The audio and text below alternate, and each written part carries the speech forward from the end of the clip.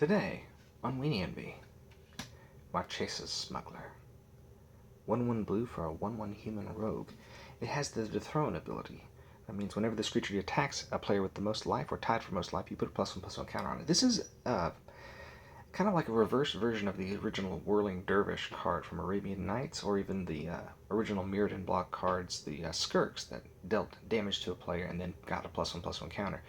In this case, even though it doesn't deal any damage, it immediately gets that +1/+1 counter, making the creature more powerful, provided your opponent has more life than you do. But Marchesa's Smuggler has that additional ability underneath where it can give a target creature you control haste and make it unblockable, or that it can't be blocked, just for 3 mana. That's very powerful, of course, with the dethrone ability, but it works very well with the Whirling Dervish idea, and that was very popular in Innistrad with the red vampire creatures. For example, Stormkirk Noble, or Falconwrath Exterminator. These cards, a lot of even the Markov Blademaster, these vampires that whenever they dealt damage to an opponent, they got +1/+1 counters, made them very strong, very powerful. Of course, the Noble is something you wouldn't be able to use, but the Exterminator is very good because you'd make it unblockable. If your opponent had more life, it would get a +1/+1 counter, then it would deal damage, get another +1/+1 counter, and of course then you would be able to use the Falconwrath Exterminator's ability to deal damage to other creatures. Now, that's not the only reason why you would play a card that makes your creatures unblockable. You can use this with things like Goblin Vandal, allowing you to destroy artifact creatures that your opponent controls. You could even play it with cards like Shocker from original Tempest block, the Wrath Cycle, or Wrath block. Shocker dealt damage to a defending player, and then that player would discard their hand and draw more cards, essentially allowing you to mill whatever was in their hand and replace it with what was ever in their library. A very nice effect, forcing your opponent to change their strategy mid-game, just as a decent strategy in and of itself.